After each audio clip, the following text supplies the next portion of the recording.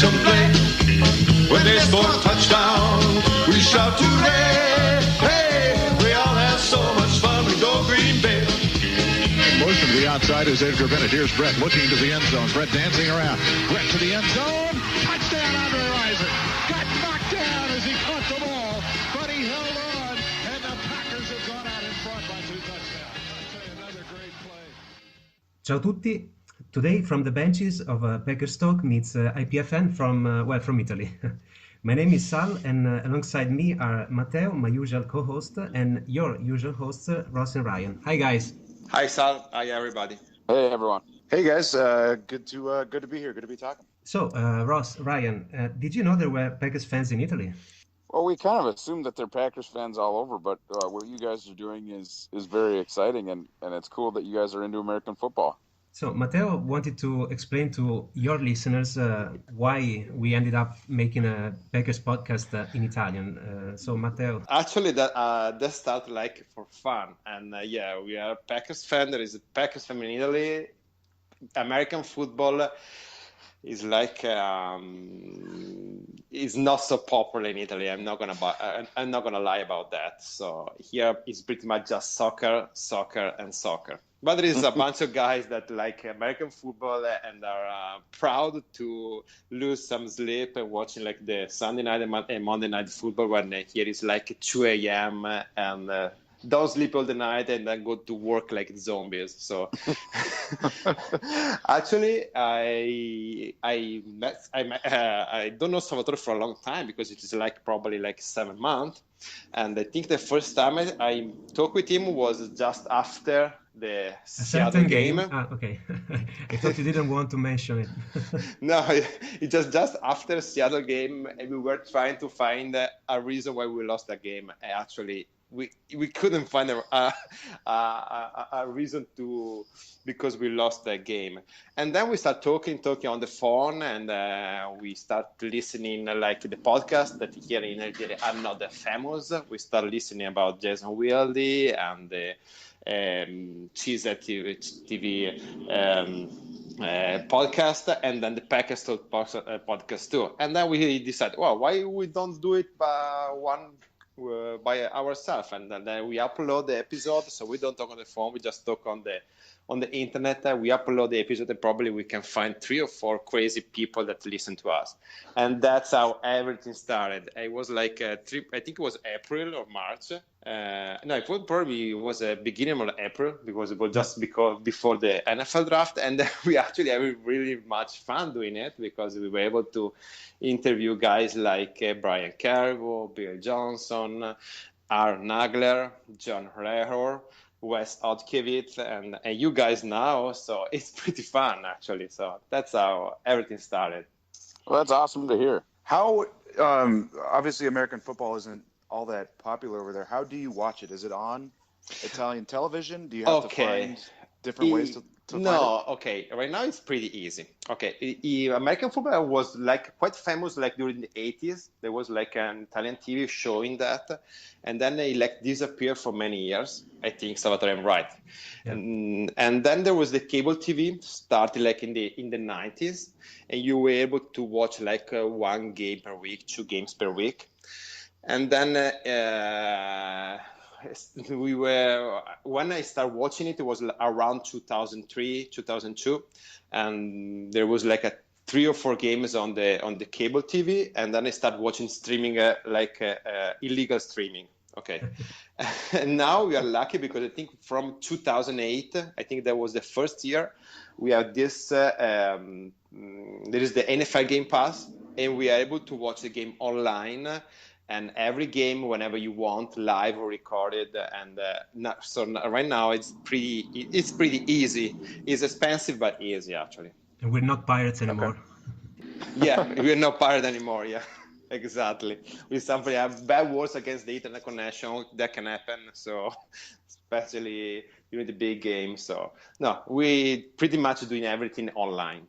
When you do that stuff online, is there like you guys get together at someone's house, or is there a bar that likes to show American football? How's this set up? It's everything by ourselves. Me and Salvatore just live like 3 hours from each other. but you're lucky if you have a friend that he has the same passion of you. Yeah. Okay. Actually, people is making fun because I like American football. They think I'm crazy when they see me with like the Packers jersey, walking like my small town. They look at me like, you're weird. And you are actually. Yeah, we're different. We're different because we like American football here. I even played American football for a while here in Italy, actually. I was fat at the time and I was a left guard and I sucked, so I stopped it. So, guys, how fired up are you for the upcoming training camp? We're really excited. I live in Minnesota, in the States, and Ryan lives in Wisconsin. He lives in Milwaukee, which is about an hour and a half away from Green Bay. And I'm not going to make the first practice, but the second one on Friday and the third one on Saturday, I'm going to come down and, weather permitting, we're going to check out practice in Green Bay. So we are very excited because now that he's, moved away, we don't always get to hang out and watch the Packers practice, and a new season start up is a lot of fun, especially for us. Yeah, I'm excited as well to finally see a little bit of action going on the field, and instead of just off-season speculation and hoping guys aren't getting in trouble in their free time in the off-season, which we've had a little bit of a problem with. But yeah, it'll be good to see guys on the field and no more speculation about how rookies are going to do, how different things are going to go. We can actually finally see it playing out on the practice field. It's like that. You wait the start of the training camp for all the off season. You wait the start of the preseason, and when the preseason starts, I can't take this anymore. I wanted the regular season to start again. I think that it's funny because I can wait the start of. I think it's on Wednesday. They're gonna start, and actually when they train, actually I'm at work, so I had to scroll down my Twitter and find out every news that coming out from the camp. So I had to read Jason Wilde and the other blocker that they're over there and find out who was doing good, who was doing bad. Oh, we're the same way. Okay, that's comforting actually. And I'm sure that you guys are, that kind of stuff comes in at way different times for us than it does to you. Do you get a lot of big football news in the middle of the night? Yeah, I usually get up in the middle of the night with the phone ringing with a notification from Bleacher Report app or something like that. So it's actually fun, but when I wake up in the morning, then I don't remember what I read during the night, so I have to catch up. No, I'm not that, because I think my wife wouldn't be so happy about that. So when I woke up, I checked the news and see what happened. So we actually had the chance to talk with, as Matteo mentioned before, some media guys who follow the Packers, and everybody seems very confident about the new season. Even Aaron Nagler of GZ TV was fired up for this coming season.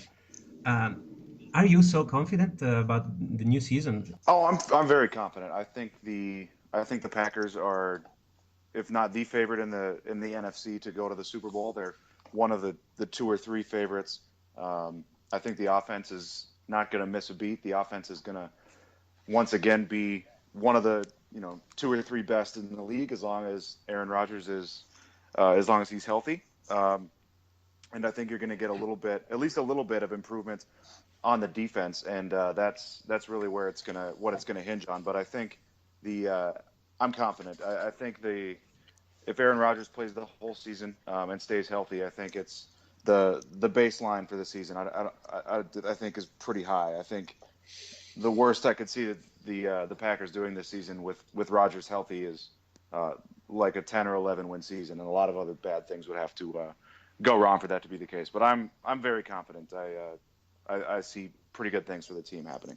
I agree. I mean, I think we're, as far as the guys that make the odds, we're the shortest odds. You make the least amount of money betting on Green Bay to win the Super Bowl, so we technically are the favorite. I really expect a 13-win season. Last year it was 12-4, and I felt like they might have, they probably shouldn't have lost that Buffalo game. I felt like last year's team was a 13-3 type of squad and a Super Bowl contender. And sure enough, they were. They did contend. They obviously didn't make it, to the big game. You guys mentioned, that you guys kind of got going after Seattle. And, I think that this team's very good. I'm not that concerned about the losses. I love Tramon Williams as a player, but he was getting older. Devon House was, I thought, also an okay player, but at the same time, I'm more excited about the additions, I guess, than I am of the subtractions, and having everybody back on an offense like that is exciting. So I am certainly excited for this season. I do view the Packers as not only the NFC favorites, but I think they're the best team in football, and we'll have to, see how that goes. And obviously that's why they play the games, but I couldn't be more confident in this group than I am. I recently had the chance to rewatch all the games from the 2011 season, and I had a lot of free time actually. And I think that this year's offense is even better than that offense that had to put those numbers up because of the terrible job that was doing the defense. So I think that in a certain way, this offense has the chance to be the best ever, even better than that one, but won't be necessary because hopefully our defense this year won't be as bad as that one. Anyone agrees? We hope. It would be very hard to be as bad as that defense. It was painful to watch, I think, right? Yeah. I think that even year, 5 years later. I think that year I was in San Diego, and when the Packers play in San Diego, so I went to watch that game. And I think the offense was like manic. It was so nice to see it. I think we put like 35 to 40 points, and actually we were just about to lose the game because the defense couldn't stop anyone. And it was at the time probably there is a few people that was just worried about that defense because we couldn't believe that the defense that the year before won the Super Bowl could be so bad. But actually, they were really so bad. So, and I don't think this year defense is that bad. And they show improvement after the middle of last season. The move of Clay Matthews, I think, saved the season. Okay, and I'm also pretty some jobs. And also some job. Yeah, I'm really excited to see what the new defensive back could do, like Demarius Randall and Quinton Rollins. I'm curious to see how they're going to use Sean Richardson, and I'm excited for this season. So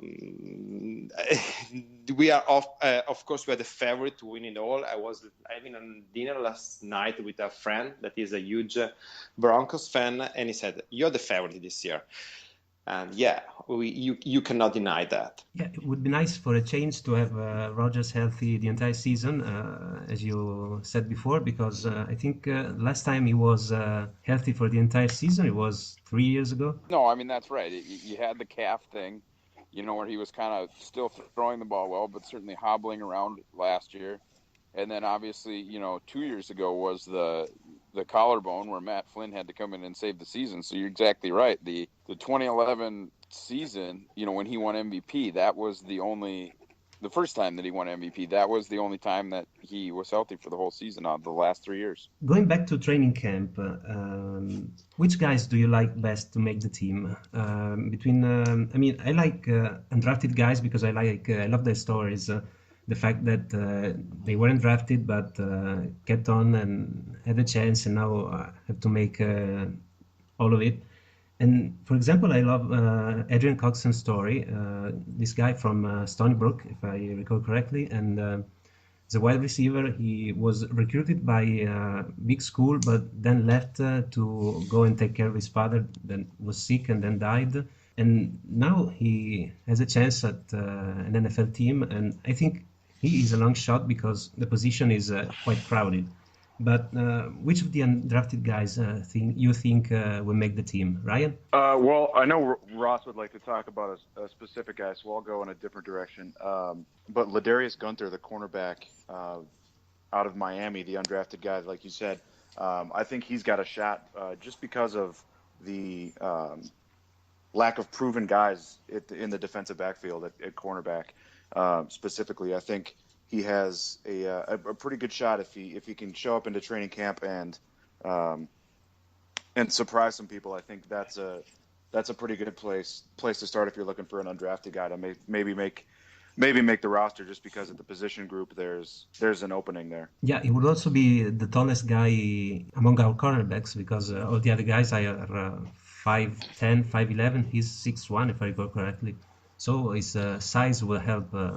Maybe it's a little bit slow. Yeah, he's a big guy. Ross, would you like? Well, Ryan is right. I actually went my first year of school and have long been a fan of North Dakota State. And John Crockett was our tailback for the last 4 seasons, and really was a feature back in his senior season. Ran for almost 2,000 yards. Always had big games in the big games against the bigger schools. And he really is just a special talent. I mean, there's a lot of guys. North Dakota State has a long tradition of outstanding offensive line play. So there are a lot of backs of different talent levels succeed, but John really is a special talent, and I think that his ability to contribute out of the backfield and his ability to make guys miss, and also his durability. He was also a very durable player during his time at NDSU. I really think he's going to be able to slide right in to that third running back spot. I know a lot of guys like Rajon Neal, but John Crockett's a better player, and I think people are going to see that in camp and in preseason. And also, I think he's almost a lock to at least make the practice squad. So I would expect John Crockett to be around the Green Bay Packers for at least the next 12 months. Any surprise cuts that you might think of? I mean, yesterday I was doing my prediction for the 53-man roster, and I'm way ahead of times, as you can imagine. But I think that John Kuhn is in danger of a spot. I mean, I think it's useless to bring two fullbacks in today's NFL on 53-man rosters. And the Packers had this investment made in Ripkowski. Of course, Kuhn is a fan favorite, and everybody loves him, and even Rodgers likes him. But do we really still need him? I don't think we do, especially considering how well Eddie Lacy pass blocks now, and how effective he is out of the backfield. You can always use a guy. Probably not Richard Rodgers, because he certainly didn't seem to be a very strong blocker, but you could use a guy like Backman, a guy like Corliss to drop and lead block if you need to. And Eddie Lacy has even said that he prefers to run out of single back sets. I just don't, I'm not even sure they need to carry one, but it's clear that after drafting Ripkowski that this is a team that wants to carry a fullback. It was ridiculous that year that we won the Super Bowl. We had 3 fullbacks on the 53, which was, nobody really understood that. So I think you're right. I think that Kuhn is in danger. If I had to bet or put money down, I would bet that he makes the team. But I'm going to be really irritated if they have to cut a good defensive back or an extra pass rusher or, one of the 6 wide receivers the 6 drafted wide receivers, Nelson, Cobb, Adams, Abradaris, Janis, and Montgomery. Obviously, Montgomery's not getting cut, but I'm just saying, if one of those 6 doesn't get kept because we have to keep 2 fullbacks, I'm going to be a little bit irritated. Yeah, I think that you mentioned one of the most followed training camp battle will be the battle for the third running back. Is going to be between John Crockett, Rajon Neal, and I think Alonso something. Alonso Harris, and of course I saw the special on the NFL and the Crockett coming out, but I remember the Rajon Neal last year impressed a lot of people during the preseason, so it's going to be fun to watch. And I know that Salvatore has a favorite one on the outside linebacker. battle, and I think from that spot could be one of the surprises. And Jaron Elliott came out last year, and Adrian Hubbard is another good story. And I know Salvatore want to talk about someone else. Well, I actually like James Winters, if I spelled it correctly. Obviously, he's a smart kid because he went to Stanford. So, but I think he has a good chance of making the team, and I like him even better than Hubbard. What do you guys think? What impressed me the most about James Waters was, he really, for an outside linebacker in a 3-4, is a force against the run. And, you talk Yeah. about those outside linebackers and, well, how many sacks did he have? What's his pass rush productivity? Everybody throws the ball, blah, blah, blah. But this defense's biggest weakness is, is run defense. And so if you have a guy like Waters, there could be situations where you bring on first down, you bring Waters and Perry in to play outside linebacker and slide Matthews inside, and you're not even playing Julius Peppers on first down, and you can save him for pass rush situations. And if he is a plus run defender or something like that, he'd be a guy where, it would be useful to have someone to come in on rundowns and just shut down the run. And then if he develops pass rush, great. Changing subject, you before mentioned the tight ends, Rogers and Corliss, and everybody seems to have freaked out after news of Corliss' arrest. Are you worried about that position? I mean, who cares? Okay, maybe this is too much, but I think they can make up for the loss of Corliss. That will be, I think, for at least 4 weeks. With Rogers and even with some other guys. I mean, I don't really like Corliss. That's the fact. Do you? No, I mean, he is what he is. I think that any potential to be a great player was lost when he shredded his knee. That crazy athleticism that you saw when he was part of Penn State's program, that made him kind of they really thought he was going to be another Finley type where he had the athleticism to maybe not block right away, but at least be helpful, in the passing game and Yeah. kind of stretching the seam and things like that. But after he shredded his knee, he just sort of became just a guy. And we have one of the best, I know it's mean to say, but Richard Rodgers is one of the best just a guys you're ever going to have because his hands are so strong. So if you have receivers like we do, they can play really well and get open, and people are going to have to kind of leave the tight end alone. So if you need a guy to run 12 yards down the field and turn around and just make sure he catches it, that's perfect for Richard Rodgers. I mean, that's his exact skill set. Is he catches everything that you throw to him, and you saw him lean on him in that way in the Detroit game, that Week 17 game. Yeah. He would just go out, turn around, Rodgers would whip it at him, he'd catch it, someone would drill him, and it was a first down. And I think that's kind of maybe what all this offense probably needs out of a tight end. And yeah, would it be cool to have a Jimmy Graham or whatever running down the seam? Sure. But there's only one football to go around. I think people is more scared about the Richard Rodgers. What we have seen in the first Detroit game when he wasn't able to block the guy, and I think Lacy got some for safety. So I think that's part of the game where he has to improve more. Yeah, that's certainly something he has to get better at, and you would expect him, Rodgers, to get better, at least a little bit better. As he gets a little older, as a pretty raw rookie, he did okay, I thought, and I think he got a little better as the season went on. But yeah, that early Detroit game, he did not look very good. But I'm not really worried about the tight end position overall. If you lose Corliss for 4 games or whatever it ends up being, I think he can make up for it. He's not such an important part of the offense that it's really going to hurt. I don't think. I think he is pretty good in the as a blocker in the run game. They can put him back in the backfield and be a lead blocker if they need to. But I just think they can get creative while he's gone and find other ways to make the offense work. But I feel pretty good about the tight end position considering how solid the receivers and the running backs are. I think you're just fine if tight end is your weakest skill position on offense. So and which the Packers is. So I think they're going to be just fine. I like the combination of Corliss and Rodgers at tight end. I think they both bring positives to the offense. But like Ross said, we don't really need We don't really need a big dynamic, a Jimmy Graham, a Rob Gronkowski. We don't really need one of those guys the way this offense is built. That would be, we already have, a pretty good number of skill position players to say that we need a guy like a Rob Gronkowski to make the offense perfect. Well, that's picking nits. You're complaining about something that's pretty solid already. But I think the tight end position is going to be pretty solid.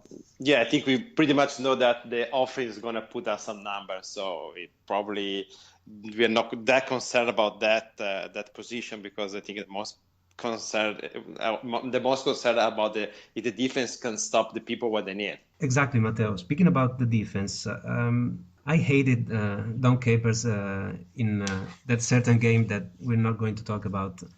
I think it tends to make the same mistake over and over again. And I think John Rehor a few days ago talked about this on our show. 3rd and long, defend. I mean, don't use the prevent defense and let them close and take the first down. Now that McCarthy has given up play calling and is now kind of supervising all of the team, do you think he'll kind of take care of this too? I mean, will he talk to Capers in certain aspects of the game and tell him not to do stupid things, Ross?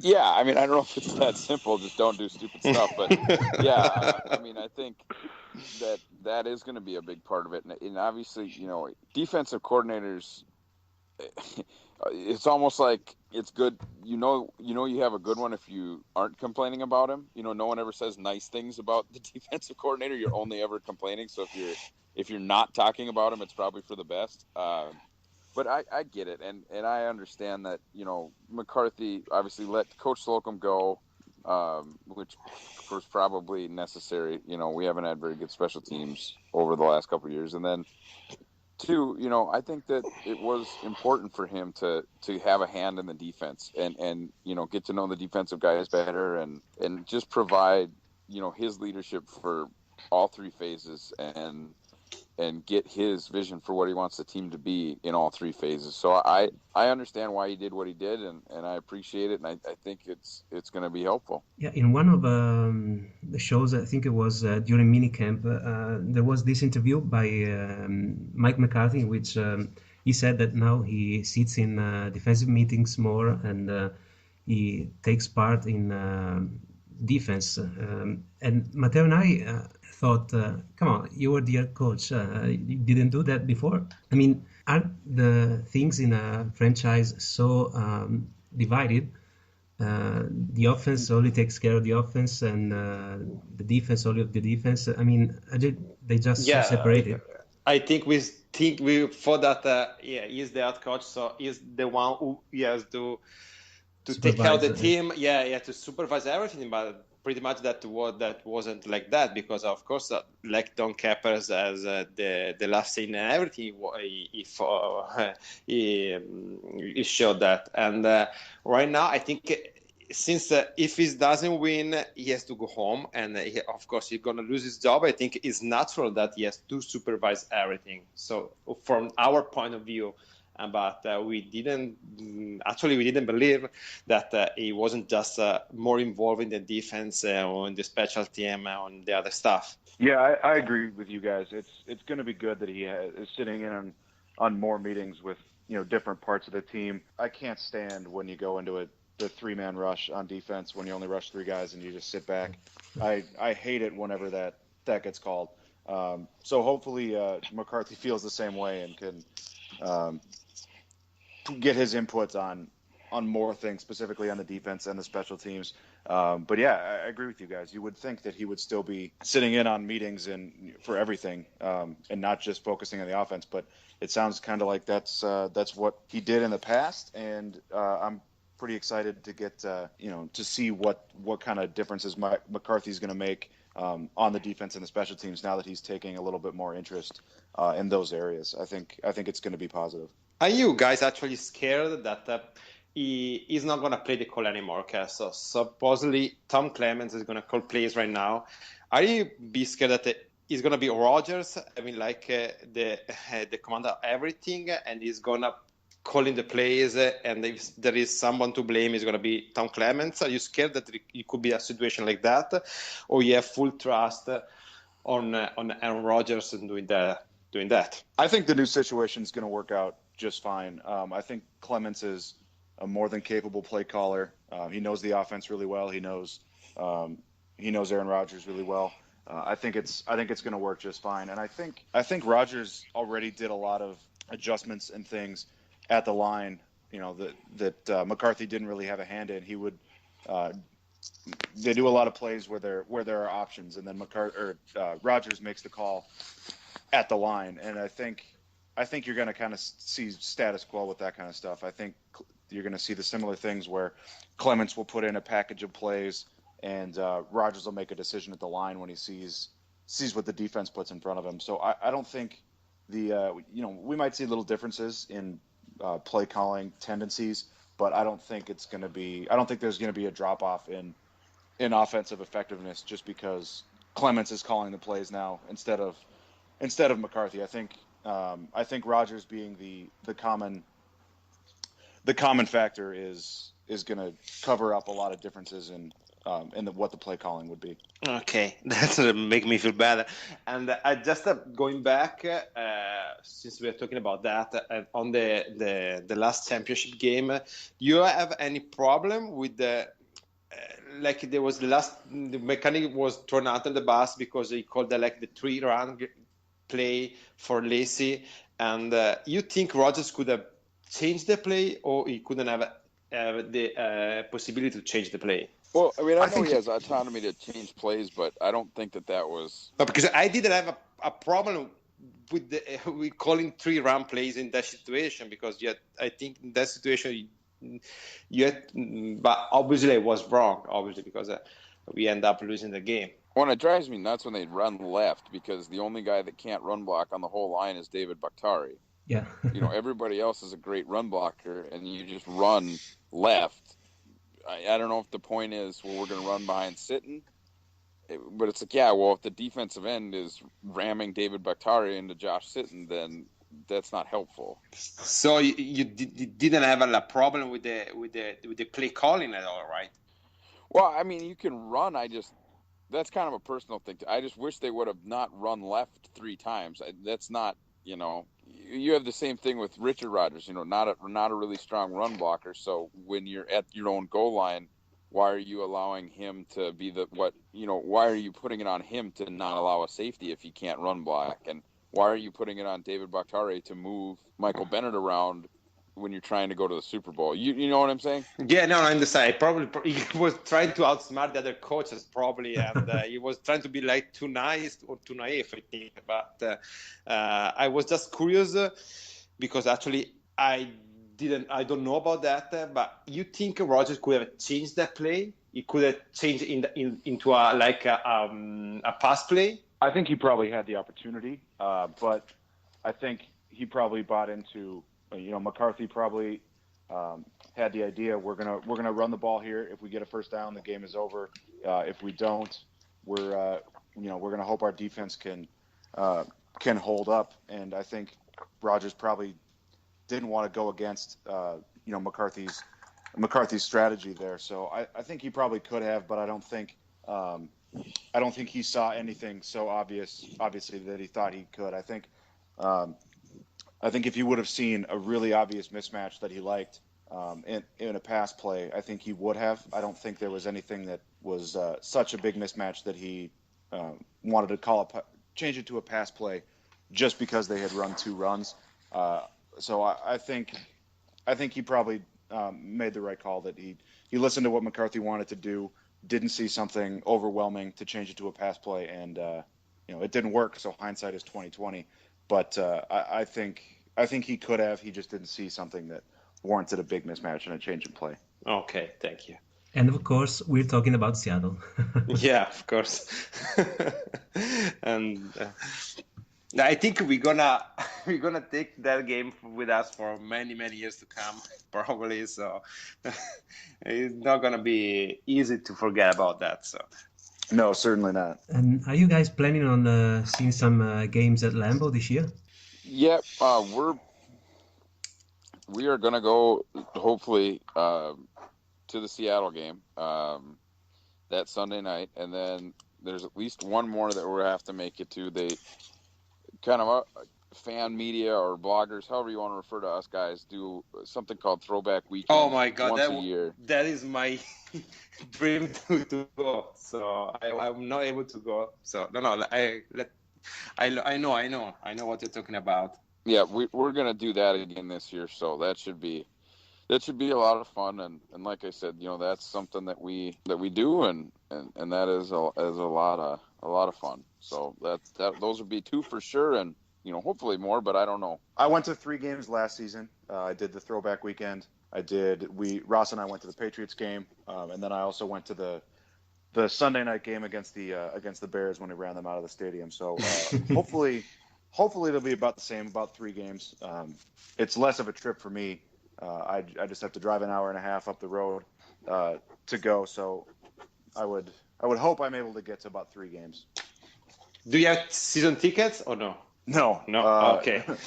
At this rate, I think I'll have season tickets when I'm 96 or something like that. I was thinking about ask for my son that is 1 year old, so I was trying to subscribe the request for him. So yeah, he might have a shot, but I don't think I'm going to make it. Okay. And which game is the throwback this year?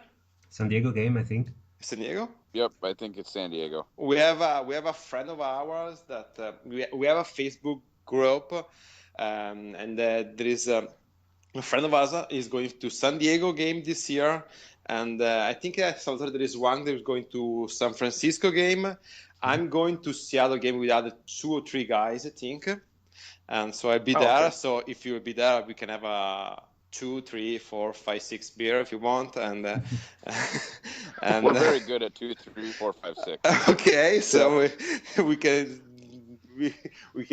had to definitely do that, and absolutely, yeah, and no, I think there is any more Salvatore that is going for Italy that we know.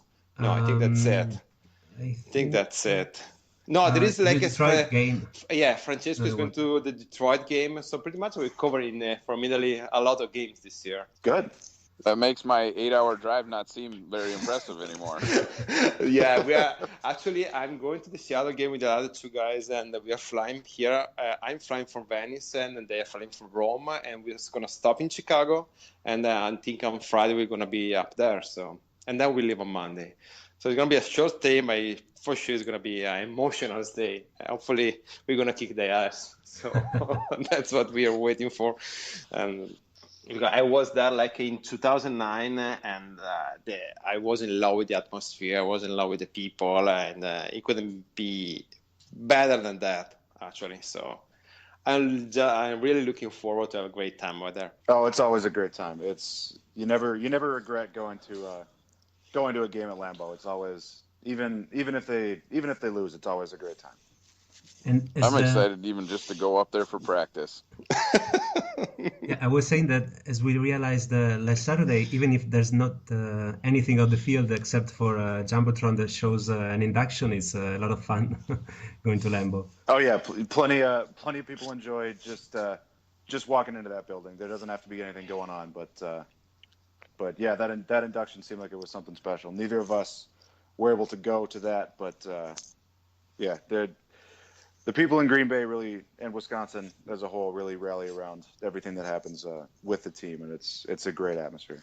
Well, what are you fine with the decision to taking back Brett Favre, or you still have some kind of angry towards him? I'm over it at this point. I've welcomed him back into my Packers life. I have his MVP poster from 95 and 96 hanging on my wall. So I've forgiven Favre. I've moved on from all my anger. Yeah, I'm not upset about it anymore. I mean, it's fine. Okay, guys, we talk a little bit about the Packers, the past, the present, the future, and let's hope that everything's gonna be fine this year, and maybe we'll make another episode during the season. Who knows? Thank you for being with us, for having us with you. It's been fun. Go Pack Go. Hi, guys. Bye. Thanks for having us, guys. This was great. Yeah, it was really fun to do that together. I really hope that we're gonna do again. And go Pack, go from Italy.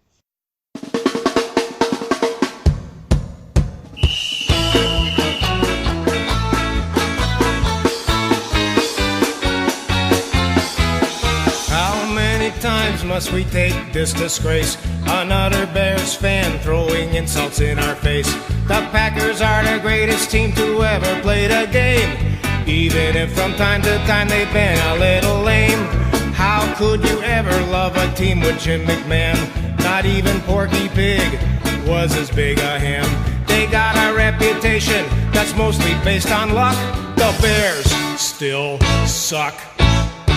The Bears still suck. The Bears still suck. The Bears still suck. The Bears still suck. They really, really, really, really, really, really suck. Yes, the Bears still suck.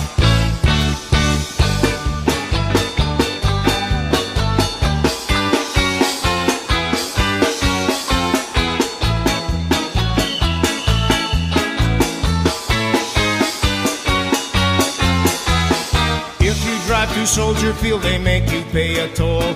For Cripe's sake, they only won one lousy Super Bowl.